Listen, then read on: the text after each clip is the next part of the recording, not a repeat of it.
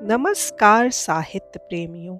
आज हम लेकर आए हैं मुंशी प्रेमचंद जी की लिखी कहानी विस्मृति। चित्रकूट के सन्निकट धनगढ़ नामक एक गांव है। कुछ दिन हुए वहां सान सिंह और गुमान सिंह दो भाई रहते थे। ये जाति के ठाकुर क्षत्रिय थे। युद्ध स्थल में वीरता के कारण उनके पूर्वजों को भूमि का एक भाग मुआवजे प्राप्त हुआ था। खेती करते थे, भैंसें पाल रखी थी, घी बेचते थे, मट्ठा खाते थे और प्रसन्नता पूर्वक समय व्यतीत करते थे। उनकी एक बहन थी जिसका नाम तूजी था।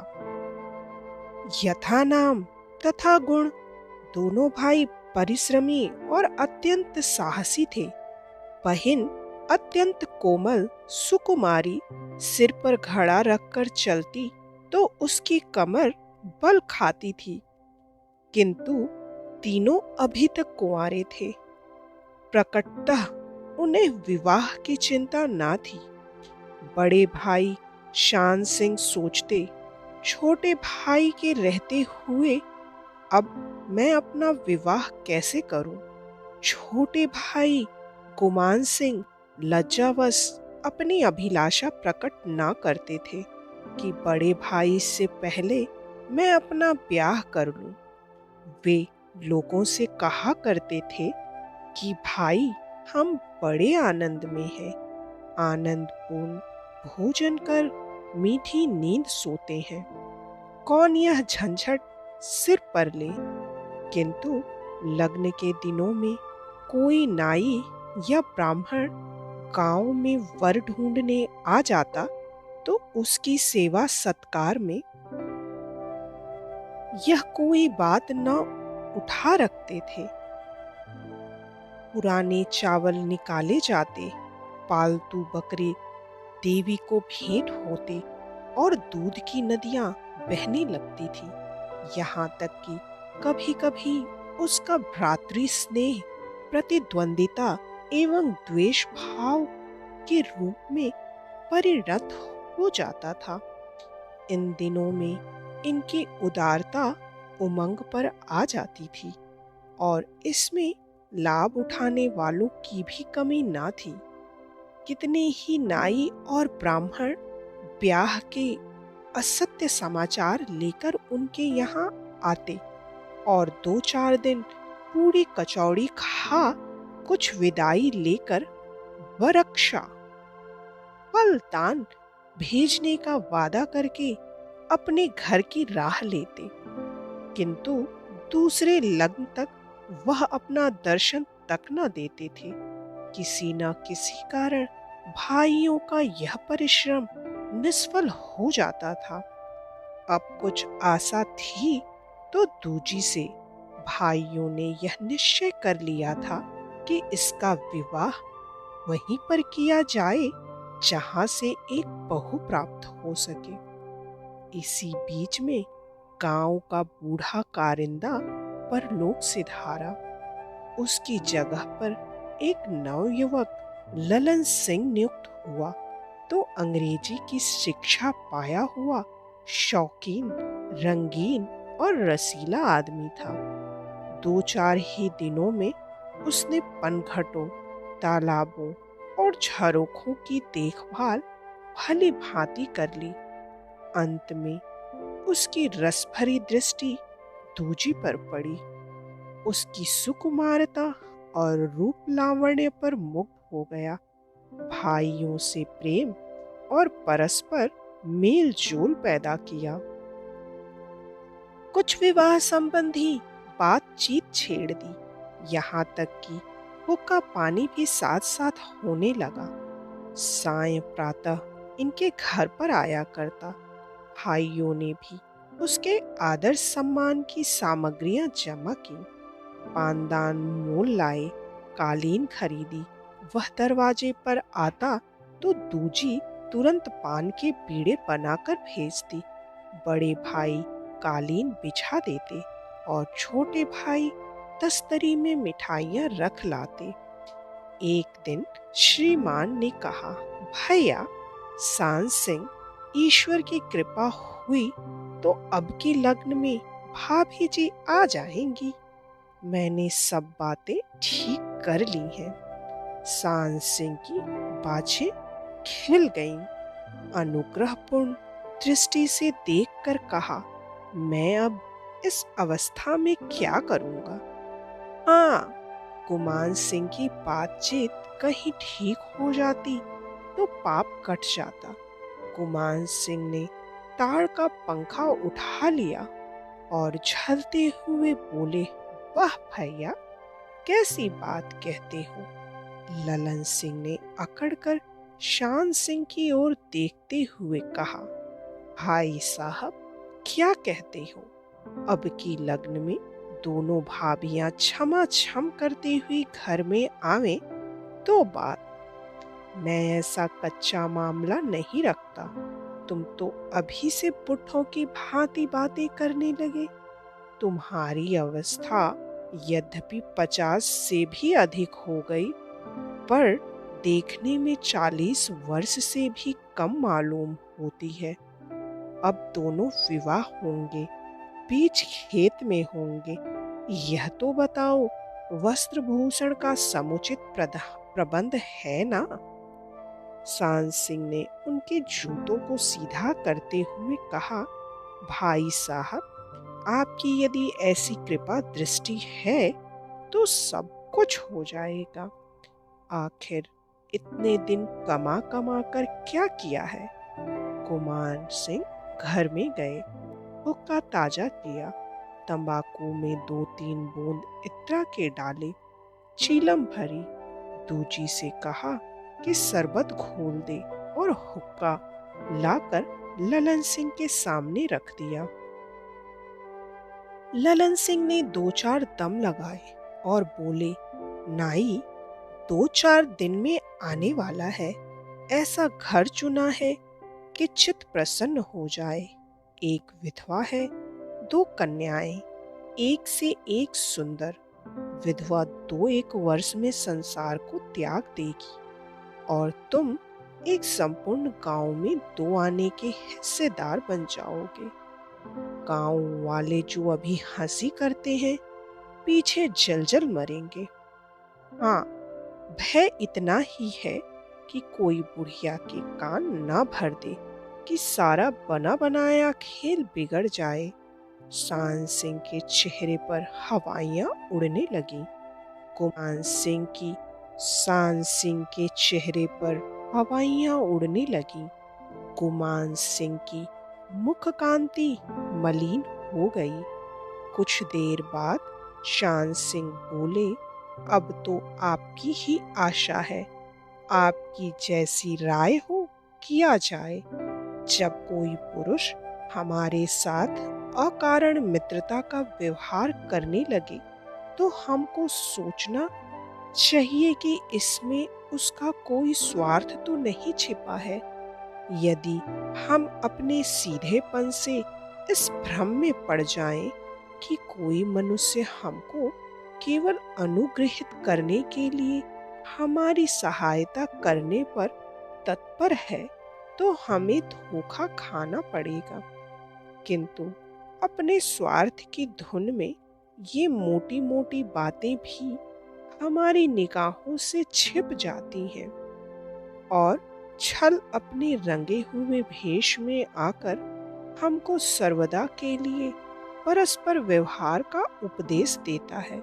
शान सिंह और गुमान सिंह ने विचार से कुछ भी काम न लिया और ललन सिंह के फंदे नित्य प्रति गाढ़े होते गए।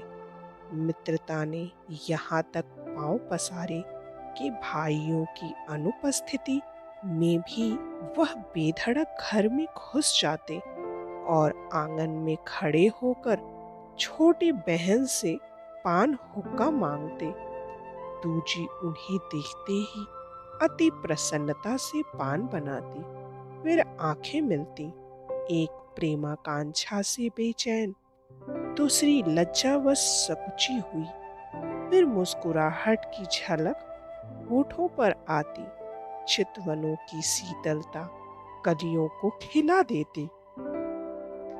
हृदय नेत्रों द्वारा बातें कर लेते। इस प्रकार प्रेम लिप्सा बढ़ती गई। उस नेत्र लिंगन में जो मनोभावों का बाह्य रूप था, उद्विग्नता और विकलता की दशा उत्पन्न हुई।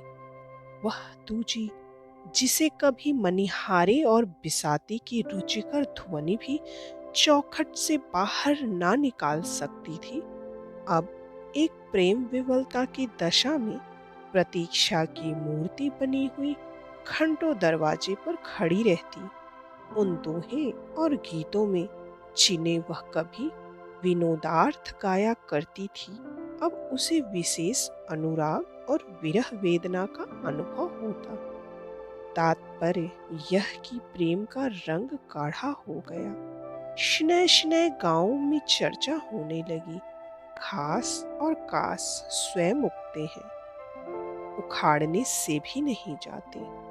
अच्छे पौधे बड़ी देखरेख से उगते हैं। इसी प्रकार बुरे समाचार स्वयं फैलते हैं, छिपाने से भी नहीं छिपते। पनघटों और तालाबों के किनारे इस विषय पर कानाफूसी होने लगी। गांव की बनियाइन जो अपनी तराजू पर हृदयों को तोलती थी, और ग्वालिन जो जल में प्रेम का रंग देकर दूध का दाम लेती थी, और तंबोलिन जो पान के बीड़ों से दिलों पर रंग जमाती थी, बैठकर दूजी की लोलुपता और निर्जलता का राग अलापने लगी। बेचारी दूजी को घर से निकलना दुर्लभ हो गया।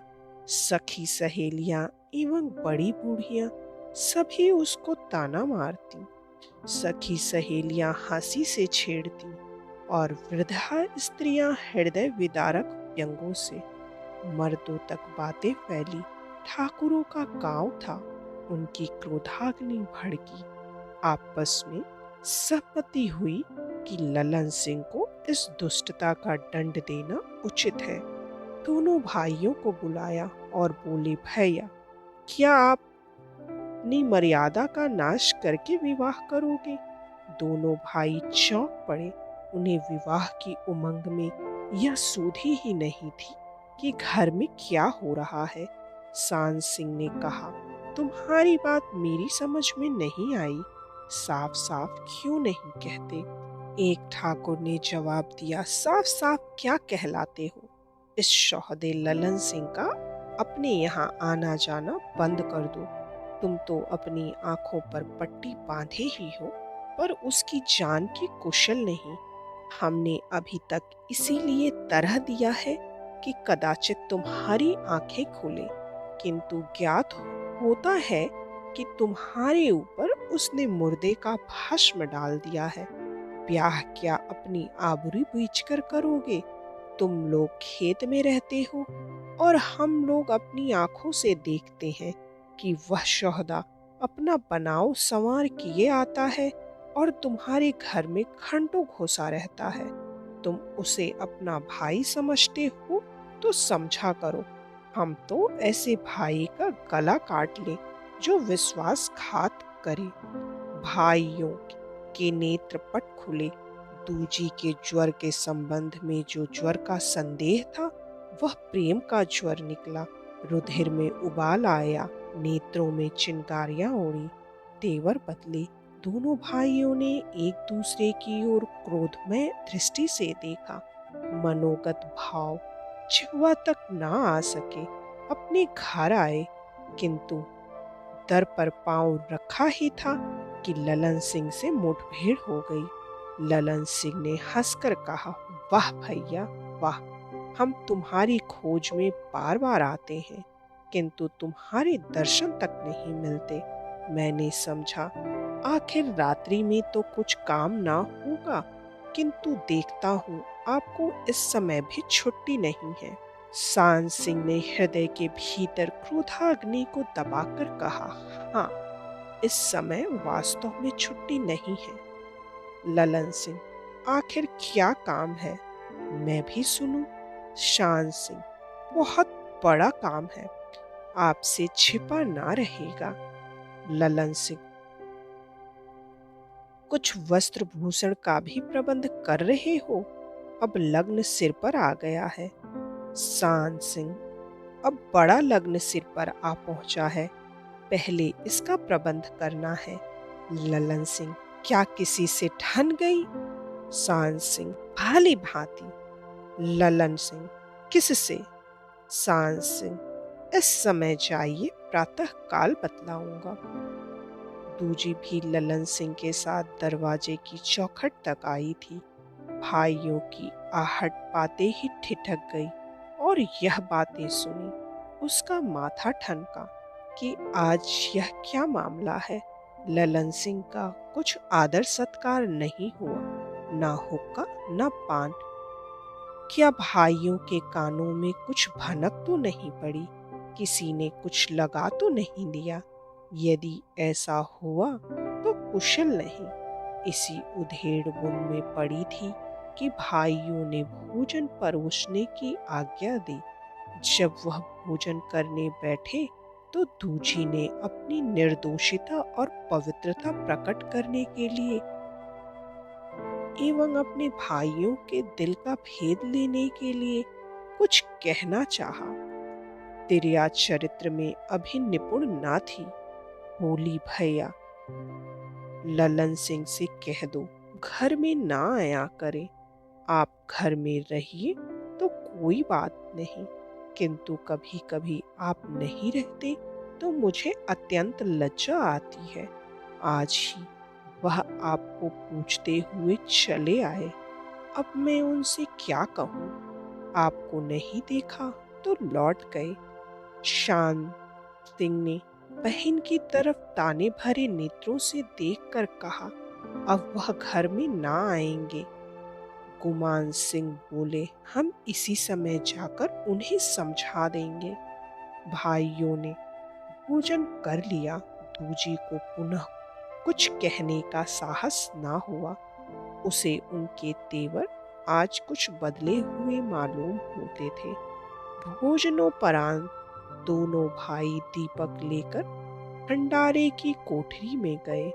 अनावश्यक बर्तन, पुराने सामान, पुरखों के समय के अस्त्र शस्त्र आदि इस कोठरी में रखे थे। गांव में जब कोई बकरा देवी जी को भेंट दिया जाता तो यह कोठरी खुलती थी। आज तो कोई ऐसी बात नहीं है। इतनी रात गए यह कोठरी क्यों खोली जाती है? दूजी को किसी भावी दुर्घटना का संदेह हुआ। वह दबे पांव दरवाजे पर गई तो देखती क्या है, गुमान सिंह एक भुजाली लिए पत्थर पर रगड़ रहा है। उसका कलेजा धक धक करने लगा और पांव थर्राने लगे। वह उल्टे पांव लौटना चाहती थी कि शान सिंह की आवाज सुनाई दी, इसी समय एक घड़ी में चलना ठीक है। पहली नींद बड़ी गहरी होती है, बेधड़क सोता होगा। गुमान सिंह बोले, अच्छी बात है, देखो भुजाली की धार, एक हाथ में काम तमाम हो जाएगा। दूजी को ऐसा ज्ञात हुआ मानो किसी ने पहाड़ पर से ढकेल दिया। सारी बातें उसकी समझ में आ गईं। वह भय की दशा में घर से निकली और ललन सिंह के चौपाल की ओर चली। किंतु वह अंधेरी रात प्रेम की घाटी थी और वह रास्ता प्रेम का कठिन मार्ग। वह इस सुनसान अंधेरी रात में चौकन्ने नेत्रों से इधर उधर देखती विह्वलता की दशा में शीघ्रता पूर्वक चली जाती थी। किंतु हाय निराशा, एक एक पल उसे प्रेम भवन से दूर लिए जाता था। उस अंधेरी भयानक रात्रि में भटकती, ना जाने वह कहाँ चली जाती थी, किससे पूछे? लज्जावश किसी से कुछ न पूछ सकती थी। कहीं चूड़ियों का झनझनाना भेद ना खोल दे। क्या इन अभागे आभूषणों को आज ही झनझनाना है? अंत में एक वृक्ष के तले वह बैठ गई। सब चूड़ियां चूर चूर कर दी, आभूषण उतार कर आंचल में बांध लिए। किंतु हाय, यह चूड़ियां सुहाग की चूड़ियां थीं और यह गहने सुहाग के गहने थे, जो एक बार उतार कर फिर न पहने गए। उसी वृक्ष के नीचे वैश्वनी नदी पत्थर के टुकड़ों से टकराती हुई बहती थी। यहाँ नौकाओं का निर्वाह दुस्तर था। दूजी बैठी हुई सोचती, क्या मेरे जीवन की नदी में प्रेम की नौका दुख की शिलाओं से टक्कर खाकर डूब जाएगी। प्रातःकाल ग्रामवासियों ने आश्चर्यपूर्वक सुना कि ठाकुर ललन सिंह को किसी ने हत्या कर डाली। सारे गांव के स्त्री पुरुष वृद्ध युवा सहस्त्रों की संख्या में चौपाल के सामने जमा हो गए। स्त्रियां पनघटों को जाती हुई रुक गईं। किसान हल बैल लिए ज्यों के त्यों खड़े रह गए। किसी की समझ में न आता था कि यह हत्या किसने की। कैसा मिलनसार हंसमुख सज्जन मनुष्य था। उनका कौन ऐसा शत्रु था। बेचारे ने किसी पर इजाफा लगाना या बेदखली की नालिश तक नहीं की। किसी को दो बात तक नहीं कही। दोनों भाइयों के नेत्रों से आंसू की धारा बहती थी। उनका घर उजड़ गया। सारी आशाओं पर तुषारपात हो गया।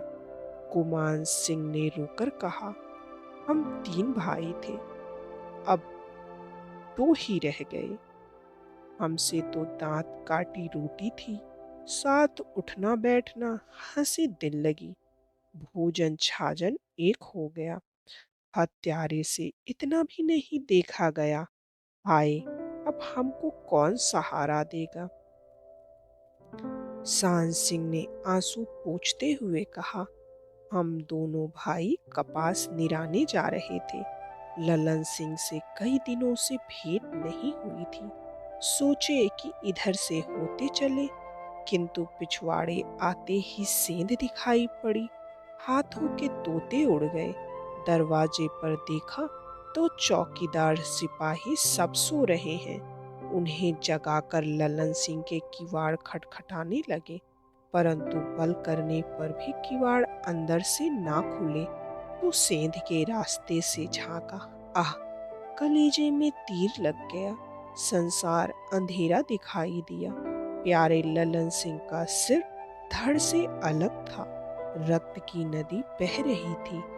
जो भैया सदा के लिए बिछुड़ गए। मध्याह्न काल तक इसी प्रकार विलाप होता रहा। दरवाजे पर मेला लगा हुआ था। दूर दूर से लोग इस दुर्घटना का समाचार पाकर इकट्ठे होते जाते थे। संध्या होते होते हल्के के दरोगा साहब भी चौकीदार और सिपाहियों का एक झुंड लिए आ पहुंचे। कढ़ाई चढ़ गई, पूड़ियां छनने लगी। दारोगा जी ने जांच करनी शुरू की। घटना स्थल पर देखा। चौकीदारों का बयान हुआ। दोनों भाइयों के बयान लिखे। आसपास के पासी और चमार पकड़े गए और उन पर मार पड़ने लगी। लल्लन सिंह की लाश लेकर थाने पर गए। हत्यारे का पता ना चला। दूसरे दिन इंस्पेक्टर पुलिस का आगमन हुआ। उन्होंने भी गांव का चक्कर लगाया। चमारों और पासियों की मरम्मत हुई। हलवा मोहन गोश्त पूड़ी के स्वाद लेकर सायंकाल को उन्होंने भी अपनी राह ली। कुछ पासियों पर, जो कि कई बार डाके चोरी में पकड़े जा चुके थे, संदेह हुआ। उनका चालान किया। मजिस्ट्रेट ने गवाही पुष्टि पाकर अपराधियों को सेशन सुपुर्द किया और मुकदमे की पेशी होने लगी। मध्याह्न का समय था। आकाश पर मेघ छाए हुए थे। कुछ बूंदें भी पड़ रही थी। सेशन जज कुंवर विनय कृष्ण बघेल के इजलास में मुकदमा पेश था। कुंवर साहब बड़े सोच विचार में थे कि क्या करूं।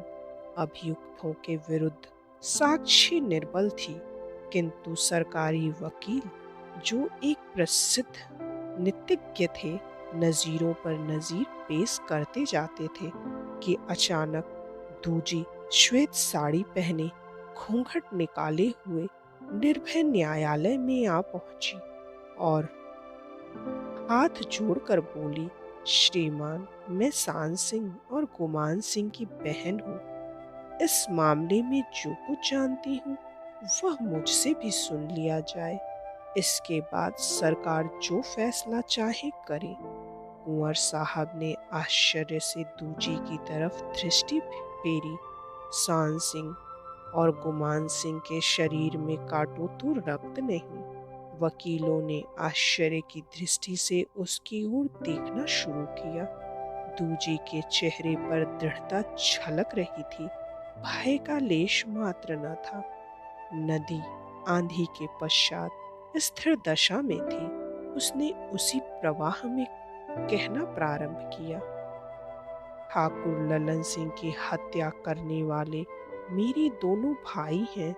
कुंवर साहब के नेत्रों के सामने से पर्दा हट गया। सारी कचहरी दंग हो गई। सब टकटकी बांधे दूजी की तरफ देखने लगे। दूजी बोली, यह वह भुजाली है जो ललन सिंह की गर्दन पर फेरी गई है। अभी इसका खून ताजा है। मैंने अपनी आंखों से भाइयों को इसे पत्थर पर रगड़ते देखा, उनकी बातें सुनी। मैं उसी समय घर से बाहर निकली कि ललन सिंह को सावधान कर दूं, किंतु मेरा भाग्य खोटा था। चौपाल का पता न लगा। मेरे दोनों भाई सामने खड़े हैं। वह मर्द हैं, मेरे सामने असत्य कदापि ना कहेंगे। इनसे पूछ लिया जाए, और सच पूछिए तो यह छुरी मैंने चलाई है, मेरे भाइयों का अपराध नहीं। यह सब मेरे भाग्य का खेल है। यह सब मेरे कारण हुआ, और न्याय की तलवार मेरी ही गर्दन पर पड़नी चाहिए। मैं ही अपराधिनी हूँ, और हाथ जोड़कर कहती हूँ, इस भुजाली से मेरी गर्दन काट ली जाए। न्यायालय में एक स्त्री का आना बाजार में भानुमती का आना है। अब तक अभियोग नीरस और अरुचिकर था। दूजी के आगमन ने उसमें प्राण डाल दिए। न्यायालय में एक भीड़ लग गई। मुवक्किल और वकील, अमले और दुकानदार असावधानी की दशा में इधर उधर दौड़ते हुए चले आते थे। प्रत्येक पुरुष उसको देखने का इच्छुक था। सहस्त्रों नेत्र उसके मुखड़े की तरफ देखते थे, और वह जनसमूह में शांति की मूर्ति बनी हुई निश्चल खड़ी थी। इस घटना की प्रत्येक पुरुष अपनी अपनी समझ के अनुसार आलोचना करता था। वृद्ध जन कहते थे, बेहया है, ऐसी लड़की का सिर काट लेना चाहिए। भाइयों ने वही किया जो मर्दों का काम था। इस निर्लज को तो देखो कि अपना पर्दा ढांकने के बदले उसका डंका बजा रही है, और भाइयों को भी डुबोए देती है। आंखों का पानी गिर गया है। ऐसी ना होती तो यह दिन ही क्यों आता।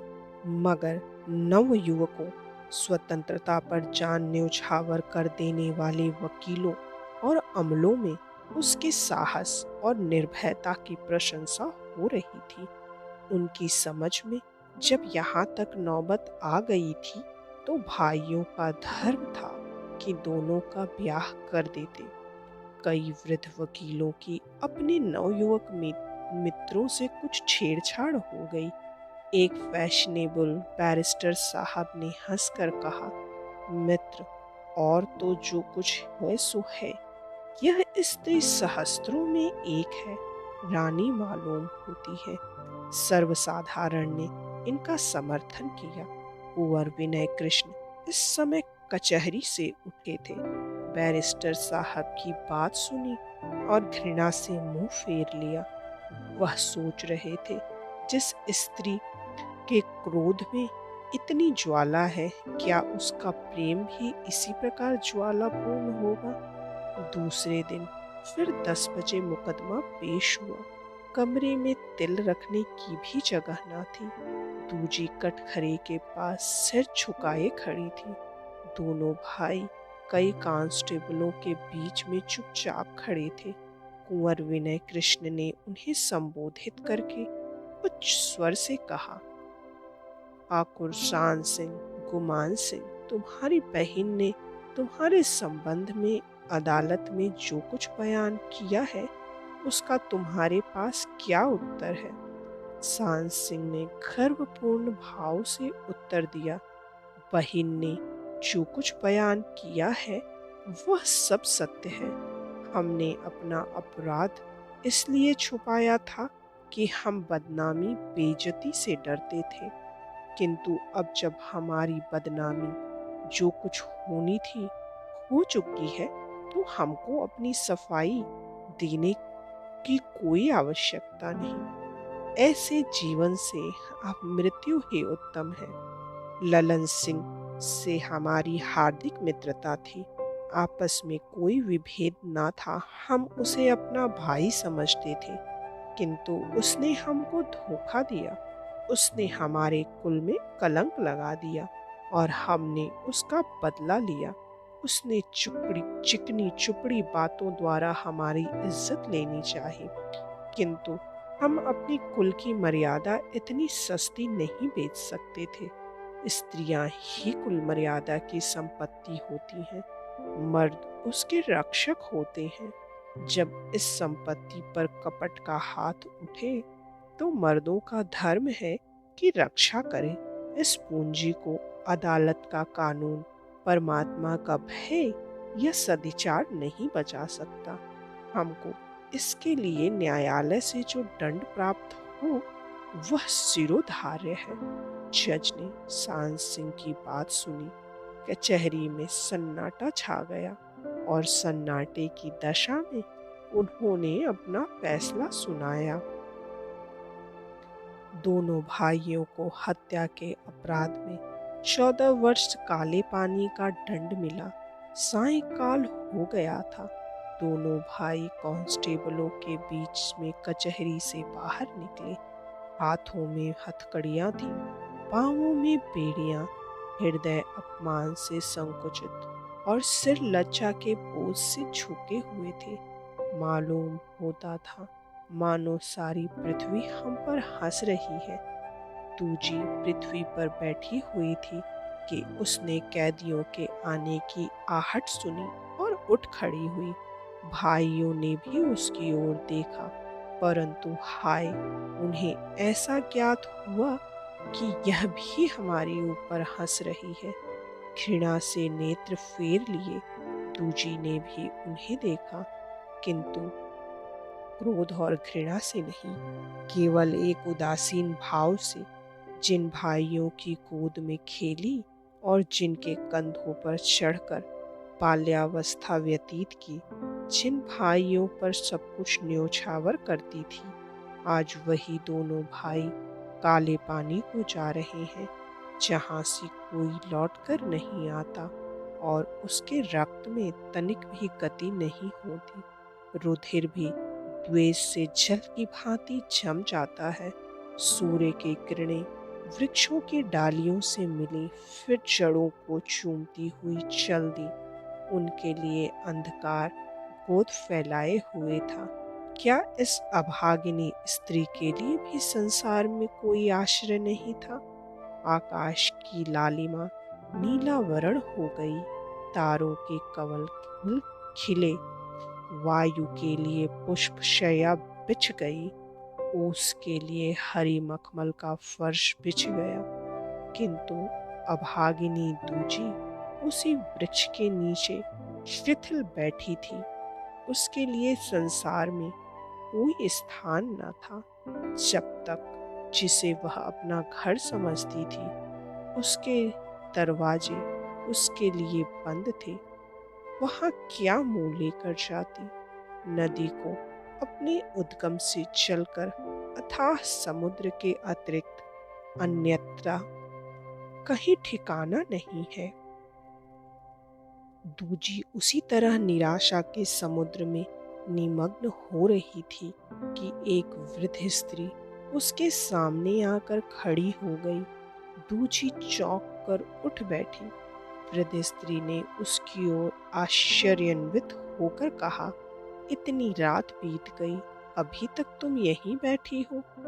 दूजी ने चमकते हुए तारों की ओर देखकर कहा, कहाँ जाऊं? इन शब्दों में कैसा हृदय विदारक आशय छिपा हुआ था। कहाँ जाए? संसार में उसके लिए अपमान की गली के सिवा और कोई स्थान नहीं था। बुढ़िया ने प्रेममय स्वर में कहा, बेटी, भाग्य में जो कुछ लिखा है वह तो होकर ही रहेगा, किंतु तुम कब तक यहाँ बैठी रहोगी? मैं दीन ब्राह्मणी हूँ, चलो मेरे घर रहो। जो कुछ भिक्षा भवन मांगे मिलेगा, उसी में हम दोनों निर्वाह कर लेंगी। ना जाने पूर्व जन्म में हमसे तुमसे क्या संबंध था। जब से तुम्हारी दशा सुनी है बेचैन हूँ। सारे शहर में आज घर घर तुम्हारी चर्चा हो रही है। कोई कुछ कहता है, कोई कुछ। बस अब उठो, यहाँ सन्नाटे में पड़े रहना अच्छा नहीं। समय बुरा है। मेरा घर यहाँ से थोड़ी ही दूर पर है। नारायण का दिया बहुत कुछ है। मैं भी अकेली से दुकेली हो जाऊंगी। भगवान किसी न किसी प्रकार दिन काट ही देंगे। एक घने सुनसान भयानक वन में भटका हुआ मनुष्य जिधर पगडंडियों का चिन्ह पाता है उसी मार्ग को पकड़ लेता है। वह सोच विचार नहीं करता कि मार्ग मुझे कहाँ ले जाएगा। दूजी इस बुढ़िया के साथ चली। इतनी ही प्रसन्नता से वह कुएं में भी कूद पड़ती।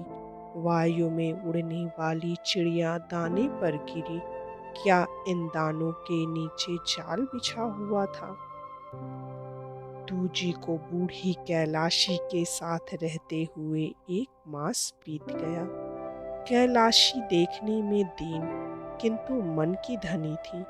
उसके पास संतोष रूपी धन था जो किसी के सामने हाथ नहीं फैलाता। जीवा के महाराज के यहाँ से कुछ सहायता मिलती थी, यही उसके जीवन का अवलंब था। वह सर्वदा दूसरी को ढांढस देती रहती थी। ज्ञात होता था कि यह दोनों माँ बेटी हैं। एक ओर से पूर्ण सहानुभूति और ढांढस, दूसरी ओर से सच्ची सेवकाई और विश्वास। कैलाशी कुछ हिंदी जानती थी। दूजी को रामायण और सीता चरित्र सुनाती। दूजी इन कथाओं को बड़े प्रेम से सुनती। उज्ज्वल वस्त्र पर रंग भली भांति चढ़ता है। जिस दिन उसने सीता वनवास की कथा सुनी, वह सारे दिन रोती रही। सोई तो सीता की मूर्ति उसके सामने खड़ी थी। उसके शरीर पर उज्ज्वल साड़ी थी। आंखों और आंसू की ओट में प्यार छिपा हुआ था। दूजी हाथ फैलाए हुए लड़कों की भांति उनकी तरफ दौड़ी। माता, मुझको भी साथ लेती चलो। मैं वन में तुम्हारी सेवा करूंगी, तुम्हारे लिए पुष्प सैया बिछाऊंगी, तुमको कमल के थालों में फलों का भोजन कराऊंगी। तुम वहां अकेली एक बूढ़े साधु के साथ कैसे रहोगी?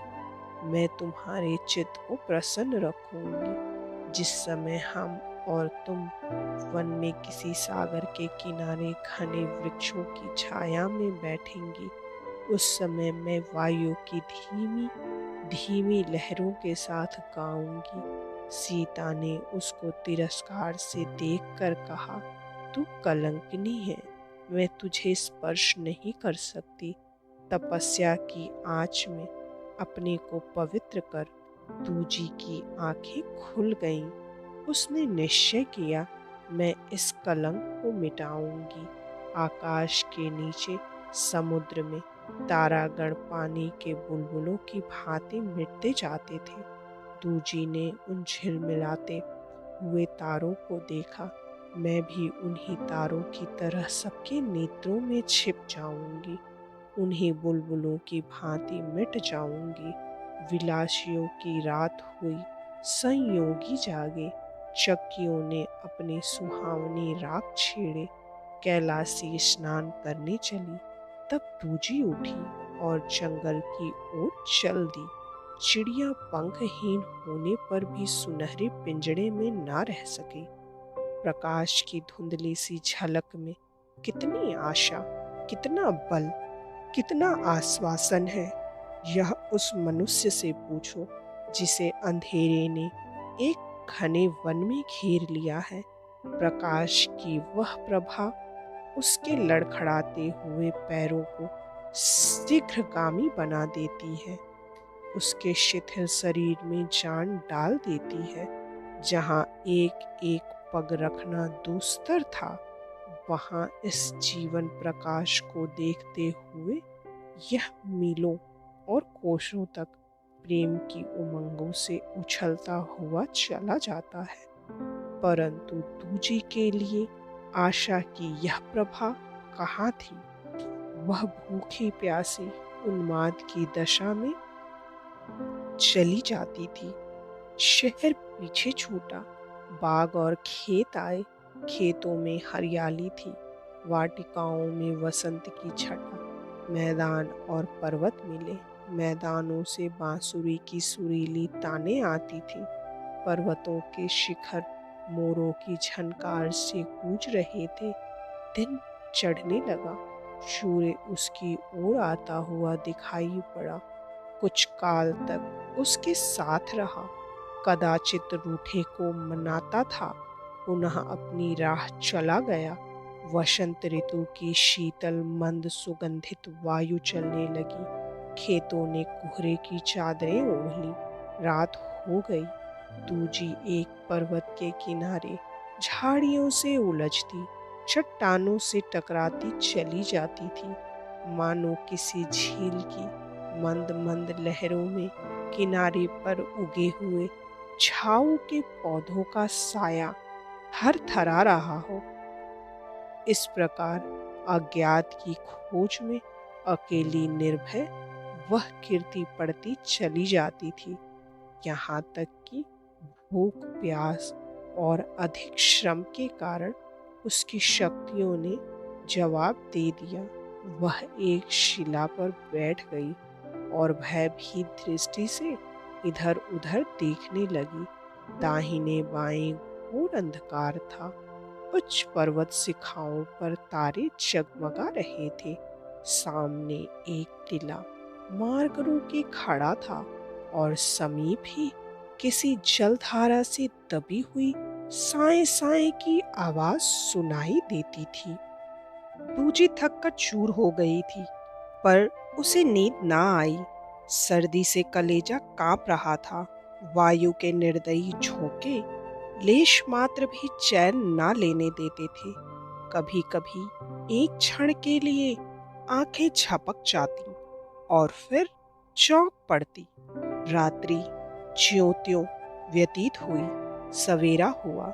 चट्टान से कुछ दूर एक घना पाकर का वृक्ष था, जिसकी जड़ें सूखे पत्थरों से चिमट कर यूं रस खींचती थी, जैसे कोई महाजन दीन असामियों को बांधकर उनसे ब्याज के रुपए वसूल करता है। इस वृक्ष के सामने कई छोटी छोटी चट्टानों ने मिलकर एक कोठरी की आकृति बना रखी थी। दाहिनी ओर लगभग 200 गज की दूरी पर नीचे की ओर पयस्विनी नदी चट्टानों और पाषाण शिलाओं से उलझती, घूमती घामती बह रही थी, जैसे कोई दृढ़ प्रतिज्ञ मनुष्य बाधाओं का ध्यान न कर अपने इष्ट साधन के मार्ग पर बढ़ता चला जाता है। नदी के किनारे साधु प्रकृति वकुले चुपचाप मौन व्रत धारण किए हुए बैठे थे। संतोषी जल पक्षी पानी में तैर रहे थे। लोभी टिटहरियां नदी पर मंडराती थीं और रह रहकर मछलियों की खोज में टूटती थीं। खिलाड़ी मैंने निशंक अपने परों को खुजला खुजला स्नान कर रहे थे और चतुर कौवे झुंड के झुंड भोजन संबंधी प्रश्न को हल कर रहे थे। एक वृक्ष के नीचे मोरों की सभा सुसज्जित थी और वृक्षों की शाखाओं पर कबूतर आनंद कर रहे थे। एक दूसरे वृक्ष पर महाशय काग एवं श्रीमान पंडित नीलकंठ जी घोर शास्त्रार्थ में प्रवृत्त थे। महाशय काग ने छेड़ने के लिए पंडित जी के निवास स्थान की ओर दृष्टि डाली थी। इस पर पंडित जी इतने क्रोधित हुए कि महाशय काग के पीछे पड़ गए। महाशय काग अपनी स्वाभाविक बुद्धिमत्ता को काम में लाकर सहज ही में भाग खड़े हुए। श्रीमान पंडित जी बुरा भला कहते हुए काग के पीछे पड़े। किसी भांति महाशय जी की सर्वज्ञता ने उनकी जान बचाई। थोड़ी देर में जंगली नील गायों का एक झुंड आया। किसी ने पानी पिया, किसी ने सूंघ कर छोड़ दिया।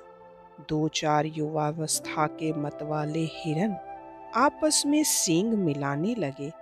फिर एक काला हिरन अभिमान भरे नेत्रों से देखता, ऐण ऐण कर पग उठाता, कुछ मृग नयनियों को साथ लिए नदी के किनारे आया। बच्चे थोड़ी दूर पर खेलते हुए चले आते थे। कुछ और हटकर एक वृक्ष के नीचे बंदरों ने अपने डेरे डाल रखे थे। बच्चे क्रीड़ा करते थे। पुरुषों में छेड़छाड़ हो रही थी। रमणियां सानंद बैठी हुई एक दूसरी के बालों से जुएं निकालती थीं और उन्हें अपने मुंह में रखती जाती थीं। दूजी एक चट्टान पर अर्ध निद्रा की दशा में बैठी हुई यह दृश्य देख रही थी। घाम के कारण निद्रा आ गई। नेत्रपट बंद हो गए। प्रकृति की इस रंगभूमि में दूजी ने अपने 14 वर्ष व्यतीत किए। वह प्रतिदिन प्रातःकाल इसी नदी के किनारे शिलाओं पर बैठी यह दृश्य देखती और लहरों की कारुणिक ध्वनि सुनती। उसी नदी की भांति उसके मन में लहरें उठती, जो कभी धैर्य और साहस के किनारों पर चढ़कर नेत्रों द्वारा बह निकलती। उसे मालूम होता कि वन के वृक्ष तथा जीव जंतु सब मेरी ओर व्यंग्यपूर्ण नेत्रों से देख रहे हैं। नदी भी उसे देखकर क्रोध से मुंह पेन भर लेती। जब यहाँ बैठे बैठे उसका जी उब जाता तो वह पर्वत पर चढ़ जाती और दूर तक देखती। पर्वतों के बीच में कहीं कहीं मिट्टी के घरौंदों की भांति छोटे छोटे मकान दिखाई देते, कहीं लहलहाती हुई हरियाली। सारा दृश्य एक नवीन वाटिका की भांति मनोरम था। उसके दिल में एक तीव्र इच्छा होती कि उड़कर उन चोटियों पर जा पहुंचूं। नदी के किनारे या पाकर की घनी छाया में बैठी हुई घंटों सोचा करती। बचपन के वे दिन याद आ जाते जब वह सहेलियों के गले में बाहें डालकर महुए चुनने जाया करती थी। फिर गुड़ियों के ब्याह का स्मरण हो जाता। पुनः अपनी प्यारी मातृभूमि की पनघट आंखों में फिर जाती। आज भी वहां वही भीड़ होगी, वही हास्य चहल पहल। पुनः अपना घर ध्यान में आता और वह काय स्मरण आती जो कि उसको देखकर हुंकारती हुई अपने प्रेम का परिचय देती थी। मुन्नू स्मरण हो आता जो उसके पीछे पीछे छलांगे मारता हुआ खेतों में जाया करता, जो बर्तन धोते समय बार बार बर्तनों में मुंह डालता। तब लल्लन सिंह नेत्रों के सामने आ खड़े हो जाते थे। होठों पर वही मुस्कुराहट, नेत्र में वही चंचलता। तब वह उठ खड़ी होती और अपना मन दूसरी ओर ले जाने की चेष्टा करती, दिन गुजरते थे, किंतु बहुत धीरे धीरे वसंत आया। सेलम की लालिमा एवं कचनार की ऊदी पुष्पमाला अपनी यौवन छटा दिखलाने लगी। मकोए के फल महके, गर्मी का प्रारंभ हुआ। प्रातःकाल समीर के झोंके, दोपहर की लू जलती हुई लपट, डालियां फूलों से लदी। फिर वह समय आया कि जब ना दिन को सुख था और ना रात को नींद। दिन तड़पता था, रात जलती थी। नदियां बधिकों के हृदयों की भांति सूख गई। वन के पशु मध्याह्न की धूप में प्यास के कारण जिह्वा निकाले पानी की खोज में इधर उधर दौड़ते फिरते थे। जिस प्रकार द्वेष से भरे हुए दिल तनिक तनिक सी बातों पर जल उठते हैं, उसी प्रकार गर्मी से जलते हुए वन वृक्ष कभी कभी वायु के झोंकों से परस्पर रगड़ खाकर जल उठते हैं। ज्वाला ऊंची उठती थी, मानो अग्निदेव ने तारागणों पर धावा मारा है। वन में एक भगदड़ सी पड़ जाती। फिर आंधी और तूफान के दिन आए। वायु की देवी गरजती हुई आई। पृथ्वी और आकाश थर्रा उठते, सूर्य छिप जाता, पर्वत भी कांप उठते। पुनः वर्षा ऋतु का जन्म हुआ। वर्षा की झड़ी लगी, वन लहराए। नदियों ने पुनः पुनः अपने सुरीले राग छेड़े। पर्वतों के कलेजे ठंडे हुए, मैदान में हरियाली छाई। सारस की ध्वनि पर्वतों में गूंजने लगी। आषाढ़ मास में बाल्यावस्था का अल्हड़पन था। श्रावण में युवावस्था के पग बढ़े, फुहारें पड़ने लगी। भादो कमाई के दिन थे, जिसने झीलों के कोष भर दिए, पर्वतों को धनाढ्य कर दिया। अंत में बुढ़ापा आया, काश के उज्जवल बाल लहराने लगे। जाड़ा आ पहुंचा। इस प्रकार ऋतु परिवर्तन हुआ। दिन और महीने गुजरे, वर्ष आए और गए, किंतु दूजी ने विंध्याचल के उस किनारे को ना छोड़ा। गर्मियों के भयानक दिन और वर्षा की भयावनी रातें सब उसी स्थान पर काटती। क्या भोजन करती थी, क्या पहनती थी, इसकी चर्चा व्यर्थ है। मन पर चाहे जो बीते, किंतु भूख और ऋतु संबंधी कष्ट का निवारण करना ही पड़ता है। प्रकृति की थाल सजी हुई थी। कभी बनबेरी और शरीफों के पकवान थे, कभी तेंदू, कभी मकोए और कभी राम का नाम। वस्त्रों के लिए चित्रकूट के मेले में केवल एक बार जाती। मोरों के पर, हिरणों के सिंग, वन औषधियाँ महंगे दामों में बिकती। कपड़ा भी आया, बर्तन भी आए, यहाँ तक कि दीपक जैसी विलास वस्तु भी एकत्र हो गई। एक छोटी सी गृहस्थी जम गई। दूजी ने निराशा की दशा में संसार से विमुख होकर जीवन व्यतीत करना जितना सहज समझा था, उससे कहीं कठिन मालूम हुआ। आत्मानुराग में निमग्न वैरागी तो वन में रह सकता है, परंतु एक स्त्री जिसकी अवस्था हंसने खेलने में व्यतीत हुई हो, बिना किसी मौके के सहारे विराट सागर को किस प्रकार पार करने में समर्थ हो सकती है। 2 वर्ष के पश्चात दूजी को एक एक दिन वहां वर्ष सा प्रतीत होने लगा। कालक्षेप करना दुस्तर हो गया। घर की सूधी एक क्षण भी विस्मृत ना होती। कभी कभी वह इतनी व्यग्र होती कि क्षण मात्र के लिए अपमान का भी भय ना रहता। वह दृढ़ विचार करके उन पहाड़ियों के बीच शीघ्रता से पग बढ़ाती, घर की ओर चलती, मानो कोई अपराधी कारागार से भागा जा रहा हो। किंतु पहाड़ियों की सीमा से बाहर आते ही उसके पग स्वयं रुक जाते, वह आगे ना बढ़ सकती।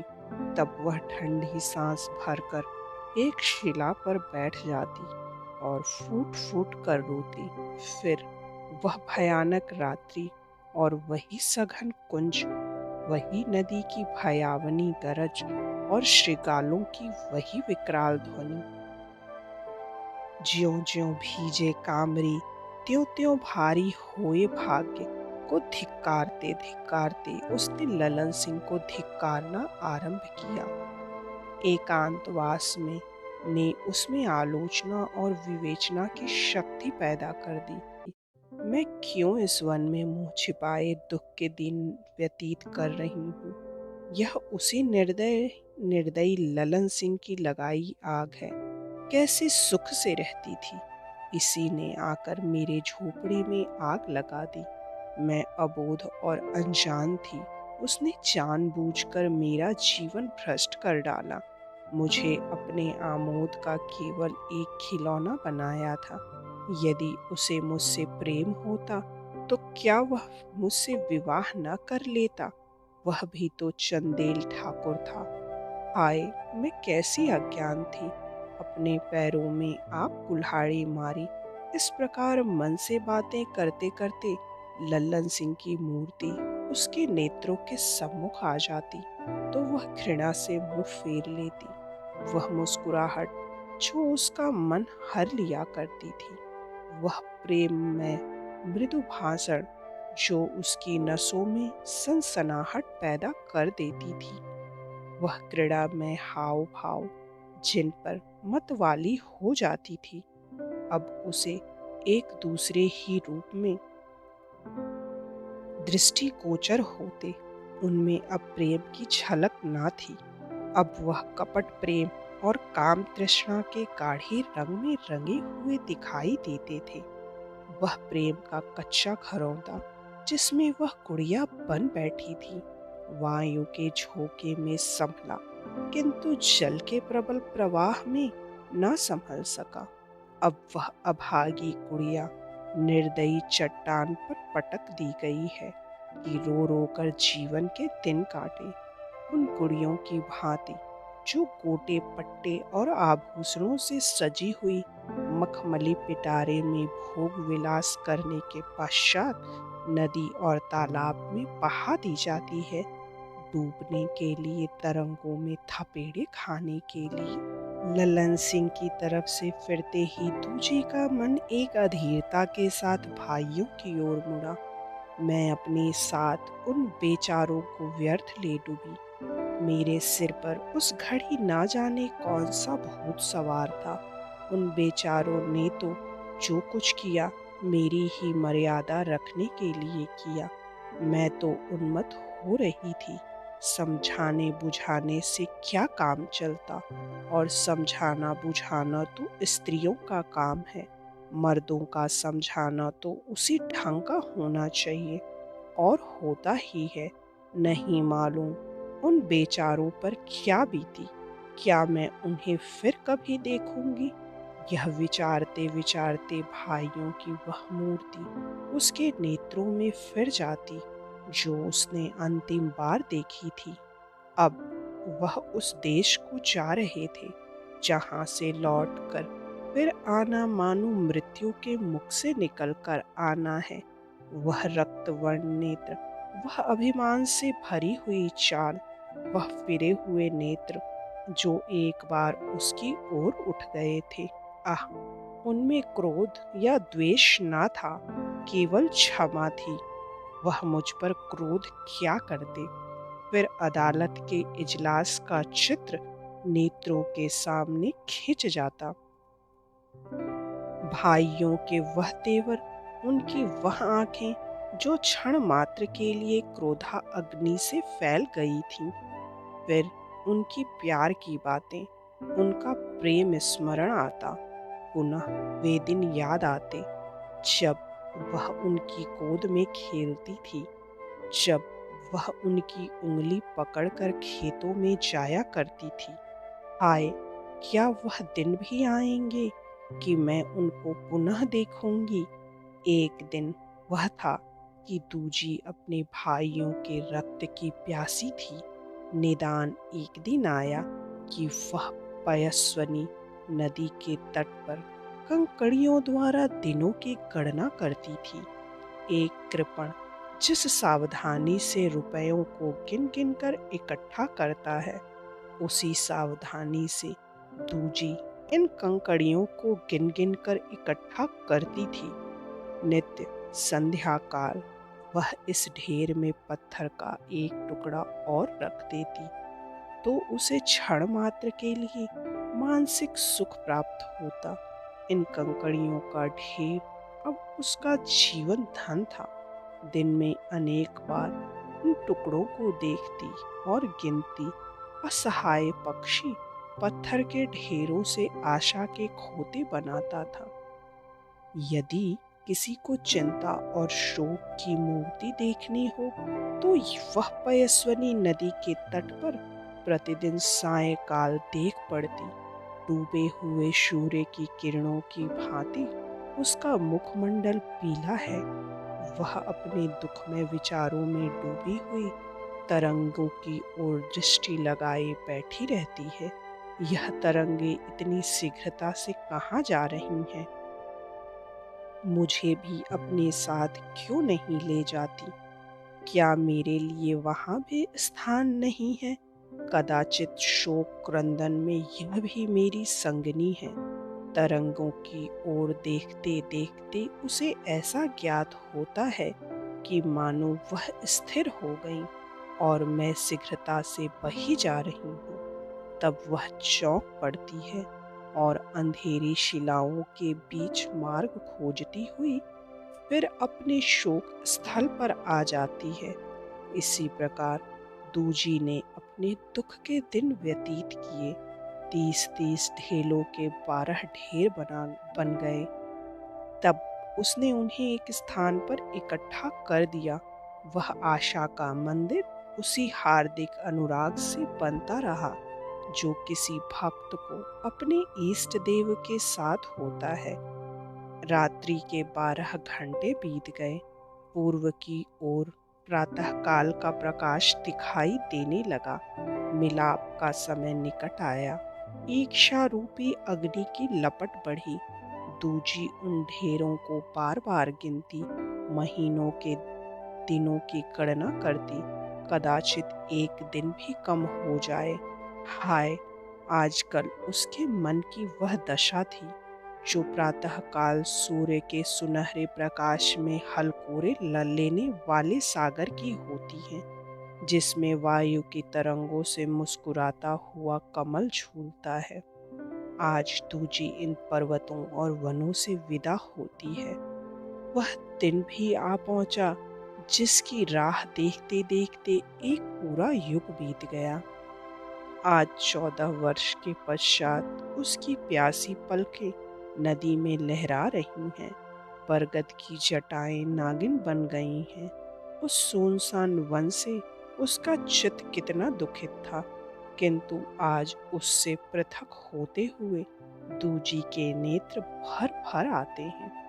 जिससे पाकर की छाया में उसने दुख के दिन बिताए, जिस गुफा में उसने रो रो कर रातें काटी, उसे छोड़ते आज शोक हो रहा है। यह दुख के साथी हैं। सूर्य की किरणें दूजी की आशाओं की भांति कोहरे की घटाओं को हटाती चली आती थीं। उसने अपने दुख के मित्रों को अब पूर्ण नेत्रों से देखा।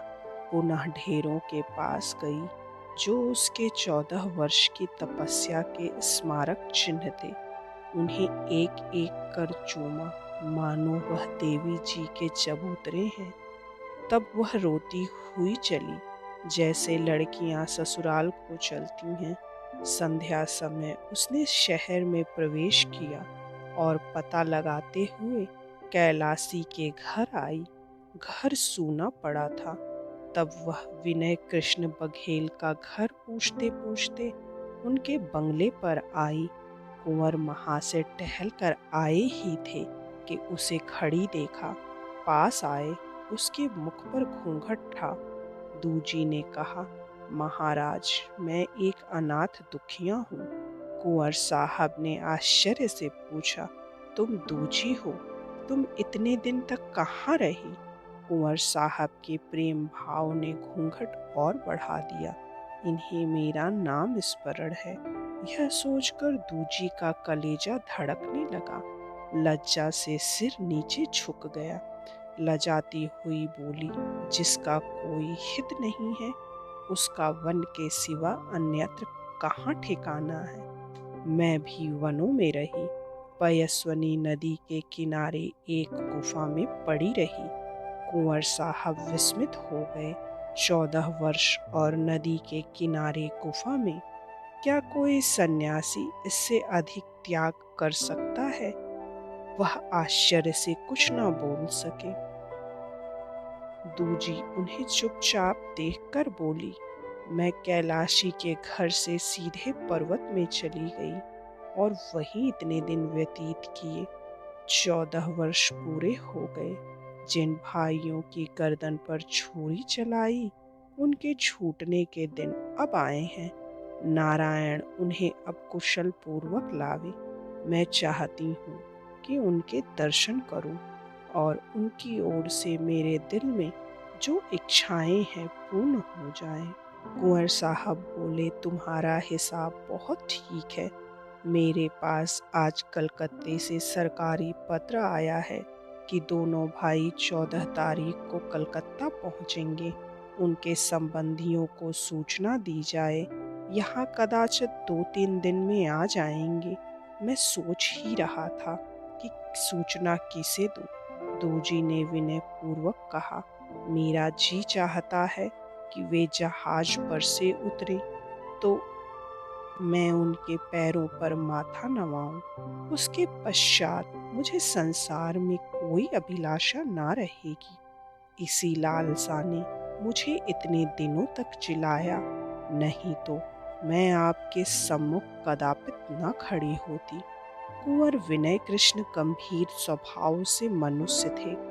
दूजी के आंतरिक रहस्य उनके चित्त पर एक गहरा प्रभाव डालते जाते थे। जब सारी अदालत दूजी पर हंसती थी, तब उन्हें उसके साथ सहानुभूति थी।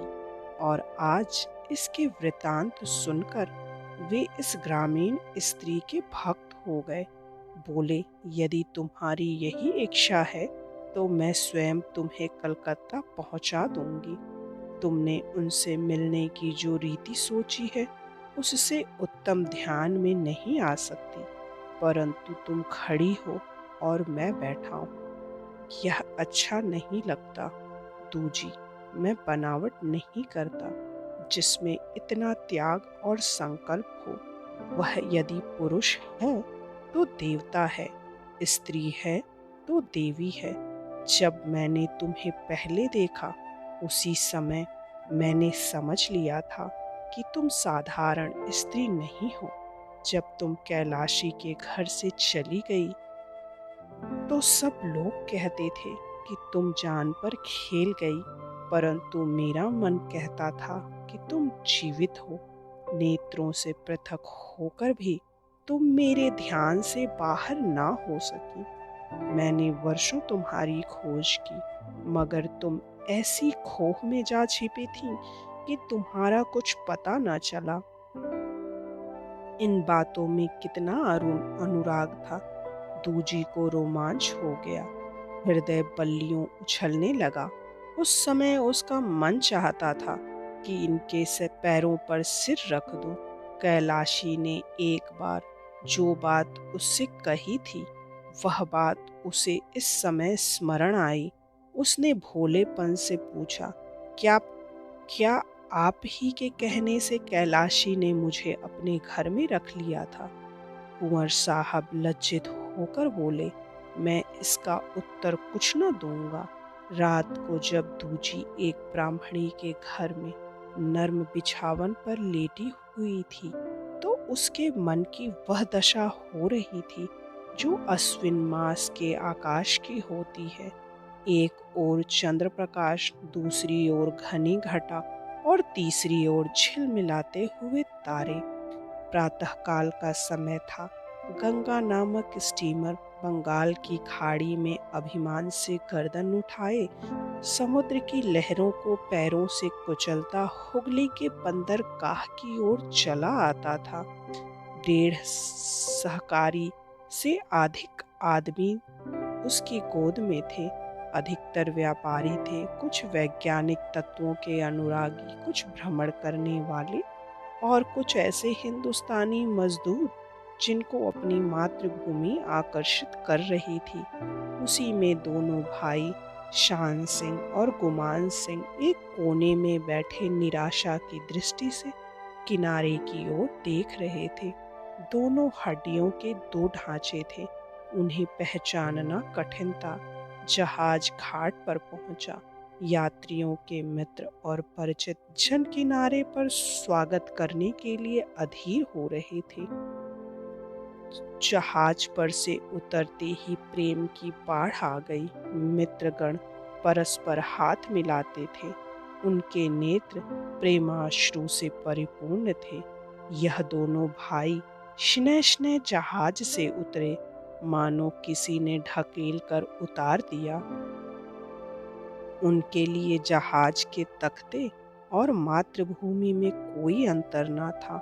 वे आए नहीं, बल्कि लाए गए। चीरकाल के कष्ट और शोक ने जीवन का ज्ञान भी शेष न छोड़ा था। साहस लेश मात्र भी न था।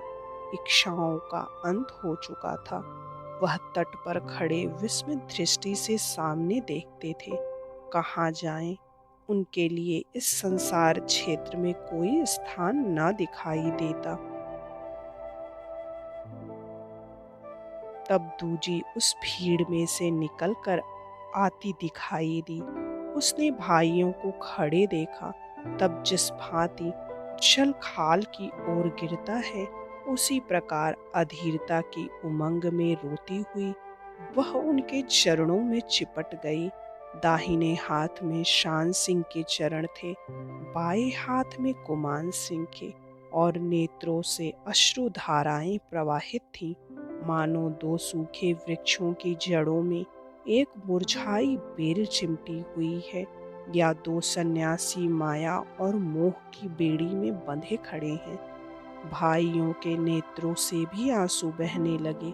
उनके मुखमंडल बादलों में से निकलने वाले तारों की भांति प्रकाशित हो गए। वह दोनों पृथ्वी पर बैठ गए और तीनों भाई बहन परस्पर गले मिलकर बिलख बिलख रोए।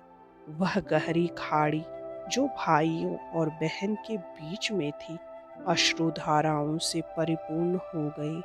आज 14 वर्ष के पश्चात भाई और बहन में मिलाप हुआ, और वह घाव जिसने मांस को मांस से, रक्त को रक्त से विलग कर दिया था, परिपूर्ण हो गया।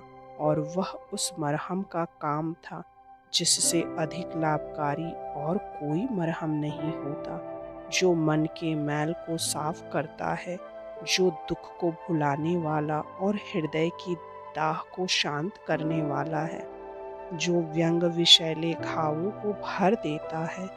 यह काल का मरहम है। दोनों भाई घर को लौटे। पट्टीदारों के स्वप्न भंग हो गए। हित मित्र इकट्ठे हुए। ब्रह्मा भोज का दिन निश्चित हुआ। पूड़ियाँ पकने लगी। घी की सर्वश्रेष्ठ ब्राह्मणों के लिए, तेल की पासी चमारों के लिए, काले पानी का पाप इस घी के साथ भस्म हो गया। दूजी भी कलकत्ते से भाइयों के साथ चली, प्रयाग तक आई। कुंवर विनय कृष्ण भी उनके साथ थे। भाइयों से कुंवर साहब ने दूजी के संबंध में कुछ बातें की। उनकी भनक दूजी के कानों में पड़ी। प्रयाग में दोनों भाई बहन रुक गए कि त्रिवेणी में स्नान करते चले। कुंवर विनय कृष्ण अपने ध्यान में सब ठीक करके मन प्रसन्न करने वाली आशाओं का स्वप्न देखते हुए चले गए, किंतु फिर वहां से दूजी का पता न चला। मालूम नहीं क्या हुई, कहाँ चली गई। कदाचित गंगा जी ने उसे अपनी गोद में लेकर सदा के दुख से मुक्त कर दिया। भाई बहुत रोए पीटे, किंतु क्या करते। जिस स्थान पर दूजी ने अपने वनवास के 14 वर्ष व्यतीत किए थे, वहां दोनों भाई प्रतिवर्ष जाते हैं। और उन पत्थरों के ढेरों से चिमट चिमट कर रोते हैं। कुंवर साहब ने भी पेंशन ले ली, अब चित्रकूट में रहते हैं। दार्शनिक विचारों के पुरुष थे। जिस प्रेम की खोज थी वह न मिला। एक बार कुछ आशा दिखाई दी थी, जो 14 वर्ष एक विचार के रूप में स्थित रही। एकाएक आशा की धुंधली झलक भी एक बार झिलमिलाते हुए दीपक की भांति हंसकर सदा के लिए अदृश्य हो गई। यदि इस प्रस्तुति ने आपके हृदय को स्पर्श किया हो तो कृपया इस वीडियो को लाइक करें, शेयर करें और साहित्य सागर चैनल को सब्सक्राइब करना ना भूलें। धन्यवाद।